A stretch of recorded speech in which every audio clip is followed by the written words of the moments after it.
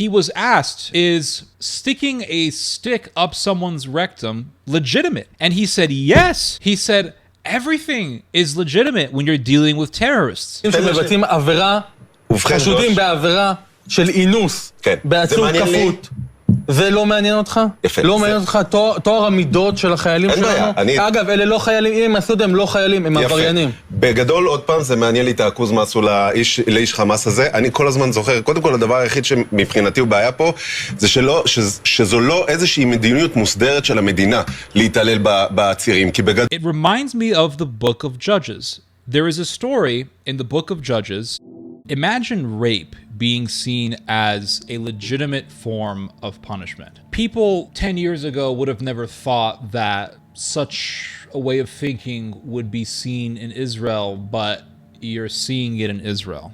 There is a video that came out recently. It was shown on Israel's channel 12. And in the video, they show, it's from a security camera. A security camera in the Tate prison camp, which is near the Negev, which is closer to Gaza. And in this video, you can see Israeli guards, Israeli soldiers, taking a man off the ground. He's flat on the ground. They take the man off the ground, and they take him to this wall, and they put him behind these shields. And you have these Israeli guards holding up these shields, and they put them behind the shields so that the camera can't see what's going on. And according to Israel's channel 12, they sodomized this Palestinian man behind the shields. And of course, this is a crime. Of course, this is an abomination. Of course, this is an egregious and heinous act. And so, police officers went to the Sted Taman prison camp to arrest these sodomizing soldiers, these sodomizers, these sickos. And what happened? Hundreds of Jewish extremists stormed the Sted Taman prison camp to defend the sodomizers. And the police took these soldiers, they apprehended them, and they took them to another camp called Beit Lid. And the mob followed them there.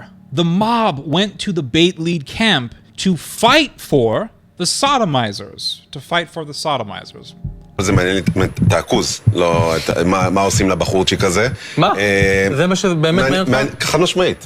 אני אתן לי רגע, אני אסביר. חיילים שמבצעים עבירה, חשודים בעבירה של אינוס, בעצור כפות. זה לא מעניין אותך? לא מעניין אותך תואר המידות של החיילים שלנו? אגב, אלה לא חיילים, אם הם עשו הם לא חיילים, הם עבריינים. בגדול, עוד פעם, זה מעניין לי את העכוז מה עשו לאיש חמאס הזה. אני כל הזמן זוכר, קודם כל, הדבר היחיד שמבחינתי הוא בעיה פה, זה שזו לא איזושהי מדיניות מוסדרת של המדינה להתעלל בעצירים. כי בגדול, זה גם, קודם כל מגיע להם, וזה אחלה נקמה שאנחנו צריכים לתת להם. ודבר שני, אולי זה גם ישמש אותנו קצת יותר כהרתעה. זאת אומרת, ברגע שהצד השני, שצריך לזכור, ג'וש, וצריך לזכור את זה טוב טוב, ולא להתקהות ולא להתקרר אף פעם.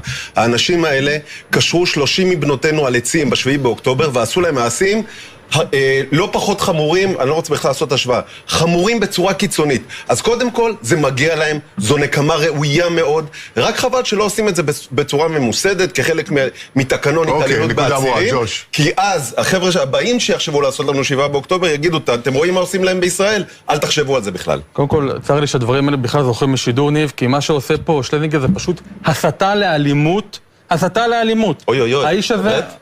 ממש הסתה? האיש הזה עכשיו תמך בעבירות של אינוס של מחבלים נוראים, אנשי חמאס שרוצים להרוג גם אותך ולכפות אותך ולתקתק אותך כמו שהם. אני אחדד את זה רק שלז, אני חושב שהוא לא, אף אחד פה לא, בטח אני חושב, ג'וש, לא רוצה להגן על התועבה. אני חושב שהמסרים האלה. השאלה היא, האם ראוי שחייל צה"ל, בכל נסיבה שהיא, יחדיר חפץ חד לאחוזו של אדם? שמדובר בחמאסניק, איש ששרף פה ילדים, שאנס נשים, שכל הרעיון שלו הוא לקחת את כל אחד מאיתנו, לזרוק אותו לים ולעשות בו את המעשים הכי קשים, זו הנקמה שהם צריכים לקבל, ויותר מזה זה צריך להיות כוח הרתעתי. עצוב לי שהדברים של ג'וש... רגע, הוא לא אמר, איך עצוב לך כבר? הוא לא אמר. אבל רגע, תן לו לדבר. זה נורא חבל שאומרים דברים כאלה בשידור. חבל לי שאומרים דברים כמו שאתה אומר בשידור, מחלישים את העם, האויב רואה כמה אתה רופס, כמה אתה רוצה את האג עוד פעם. רגע, לא נועמים פה עכשיו. Now, if someone were to tell you 10 years ago, 15, 20 years ago, that this sort of thing was happening, they wouldn't believe you, because in those days, Israel was a lot tamer than it is now. But this is happening in Israel, and for decades, people have uplifted Israel as this moral army, as the most moral army in the world, but that image is degrading. That image is changing due to horrendous actions that have been done by Israeli forces, by Israeli soldiers. And in this case, it's not just soldiers showing themselves to be heinous and sadistic and cruel and really demonic. You see mobs of extremists coming to their defense, willing to fight other soldiers, willing to fight Israeli police officers to defend sodomizers. And these are religious people. These are religious Jews, people who claim to follow the Torah, people who claim to follow the Tanakh, people who claim to follow the Bible, people who claim to worship and honor the Jewish God. In fact, religious Jews, many of them will tell you that religious Jews love God more than anyone else. Oh yeah, they love to say this. I've heard Tovia Singer say something like this, like Orthodox Jews, they honor and they love God more than anyone else. They love God. But then you see actions like this, and you say to yourself, how can you claim to follow the God of Israel but defend sodomizers? And you may argue and say, well, those people may believe that those soldiers are innocent. But now it's known. Now it's known. Now you can see the security camera footage. And I saw this video of a member of the Likud. He was asked, is sticking a stick up someone's rectum legitimate? And he said, yes. He said, everything is legitimate when you're dealing with terrorists. להכניס מקל לרקטום של בן אדם זה לגיטימי? כן, אם הוא נוח'בה הכל לגיטימי לעשות לו. אוקיי. הכל. מצוין. הכל. זה מה שרציתי. הכל, האנשים האלה, אתה יודע מה עשו? אוקיי. טוב. יש דברים שלא עושים. And I was thinking about this today, and I'm thinking to myself, it reminds me of the book of Judges. There is a story in the book of Judges. You can read this story, Judges chapter 19, going into chapter 20, 21. And it's a story that involves a mob of men in Israel who want to sodomize other men. There is a man who's traveling with his concubine, and he ends up in this Benjamite area called, I think it's called Gibeah. And at first he's in Canaanite territory. This is really interesting. At first he's in Canaanite territory. And his servant says, "Sir, let's rest here for the night." And this Israelite man, he says, no, I will not reside in the land of foreigners. So he doesn't want to reside in the land of foreigners. So he says, let's go to Israelite land. So he goes to Benjamite territory, Benjamin being one of the tribes of Israel. And he thinks it's fine, and he goes to the plaza of this city, so the center area, the center square of this particular city. And he's sitting around, it's nighttime. I mean, it's kind of creepy, right? You're in this plaza area, it's night, who knows what could happen to you. And this old man approaches him and says, "What the hell are you guys doing at this time of the night outside?" He says, "Come into my home." You know, this is ancient Near Eastern hospitality. And he says, "Come into my home, I will feed you, and you can rest, and you can sleep in my home." And the old man tells him, "But whatever you do, don't stay in the plaza." It's like a horror movie. It's like the beginning of a horror movie. You know, man with his girlfriend going through a part of town he's not familiar with. It's the evening time. He's not so certain. And then all of a sudden, this old man pops up out of nowhere. Come into my house. But whatever you do, don't go to the plaza at night. Whatever you do, they are zombies. They are zombies afoot, I tell you. So he goes into this old man's house, and then all of a sudden the Bible tells us, this is in Judges chapter 19, all of a sudden this giant mob of Benjamites, all men, surround the house. And they tell the old man, "Bring us the man who entered your home so that we may know him." So that we may know him. Now this is very much like Genesis chapter 19. The two angels go to Sodom to rescue Lot and his family. And then all of a sudden, all the men of Sodom and Gomorrah surround the house and they say, "Bring us to the men who entered your home so that we may know them." In other words, so that we may rape them, sodomize them. What's happening in ancient Israel at this time is that the Israelites, in this case Benjamin, are becoming like Sodom.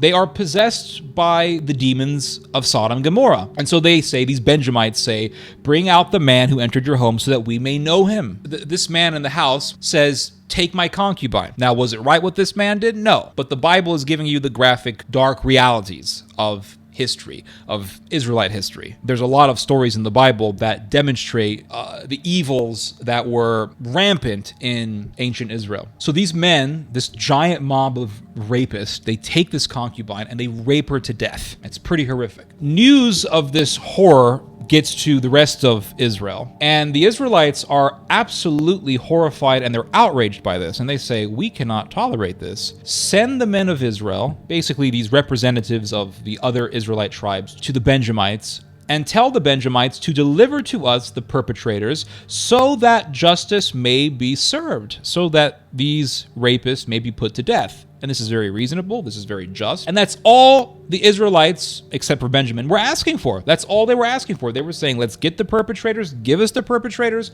we'll put them to death, and that's it. There's no issue. There's no other issue. And so it says that the men of the other tribes of Israel went to the Benjamites and they said, what wickedness has been done by these Benjamites? Deliver to us the perpetrators so that we may put them to death. And it says, and all the men of Benjamin came to go to war against Israel. The Benjamites were willing to fight and to attack, to defend men who wanted to sodomize other men. And it just fits what you see today. You see Israeli soldiers sodomizing a man. They think they're justified because he's a Palestinian. They say he's a terrorist. And this is just one story that we know of. Imagine what else has been going on and is still going on in the State Timon prison camp.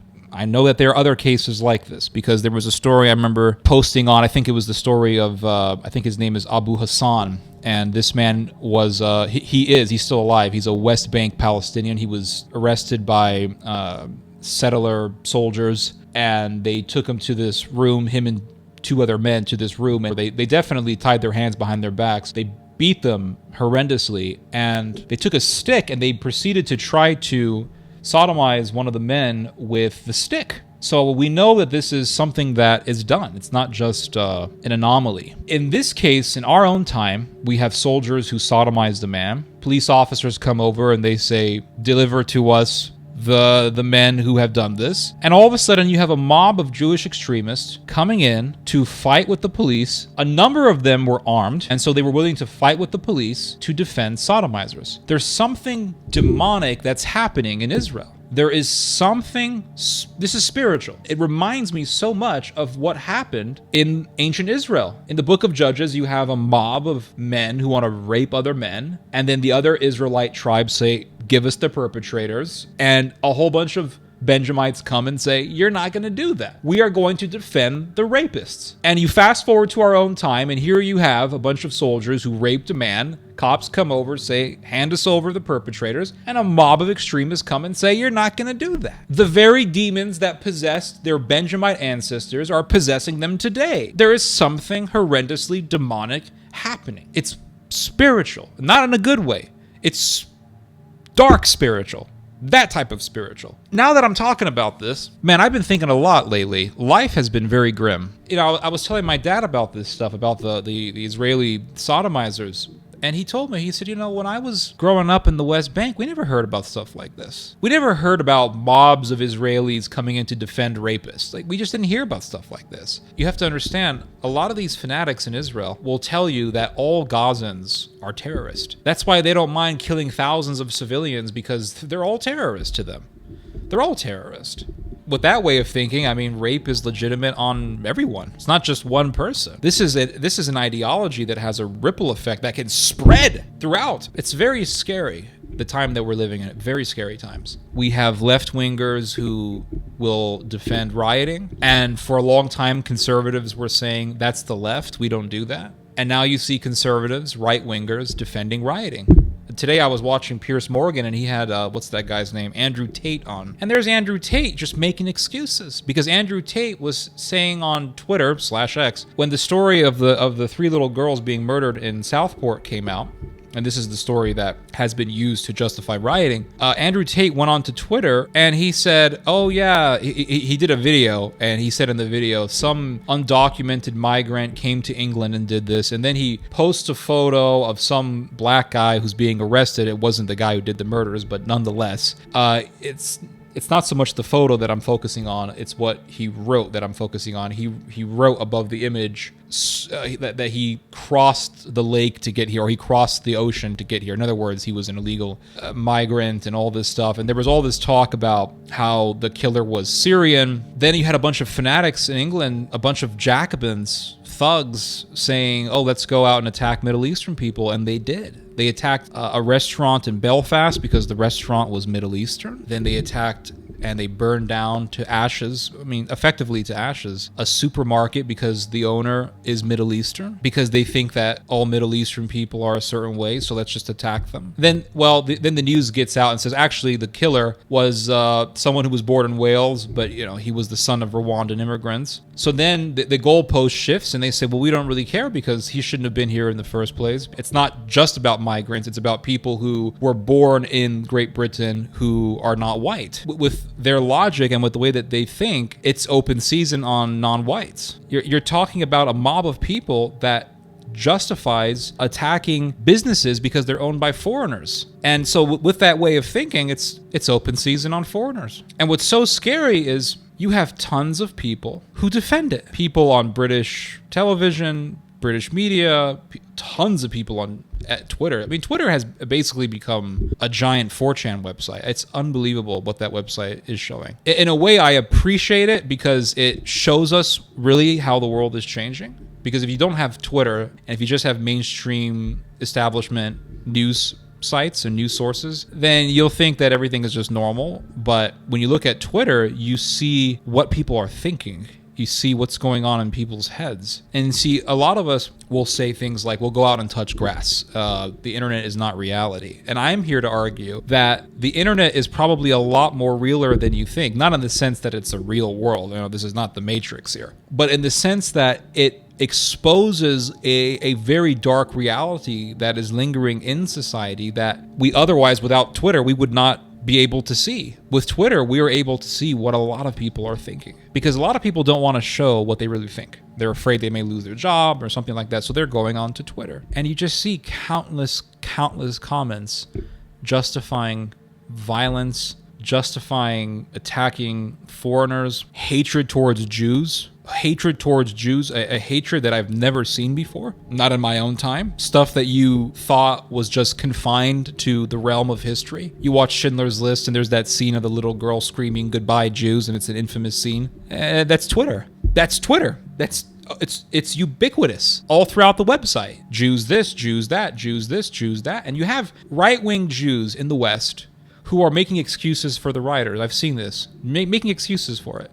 I saw this one lady, what's her name? Her last name is Phillips. Alex Phillips, I think her name is. And she's just making excuses, or she's riling up the masses. You see a lot of this stuff going on. All you right-wing Jews who think that this is great, these mobs that you're riling up, they'll turn on you. They will turn on you. It's not just about Muslims. This is not just about migrants. This is about tribalism. And that reminds me, see, this is why I like to do videos without a script, because when I do videos without a script, my brain, my subconscious, it just has things there.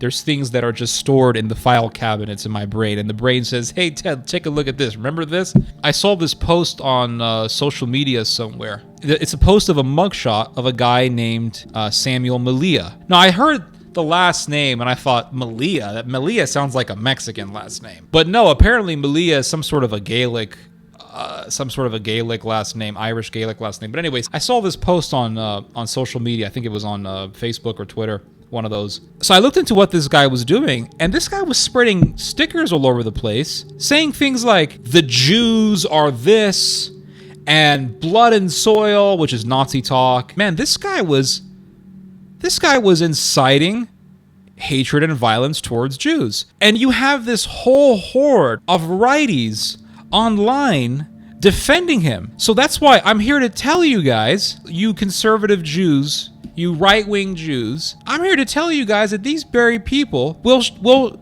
flip on you. I mean, this guy is basically a European Hamas. I mean, people like that. That's what they represent. They are basically a European Hamas. And you have right-wing Jews who don't even care about this, or they're not focusing on it, or they will make little of it, or they will defend it, make excuses for it. And I'm thinking to myself, these people who are hardcore nationalists, they hate Jews, this is European Hamas. I mean, you guys are always complaining about Hamas all the time. Hamas. This is the European Hamas. Why are you defending this? And the fact that a guy like Samuel Malia is being defended shows us that the evils of Nazism are coming back. It's very disturbing to see what's happening, guys. Very disturbing.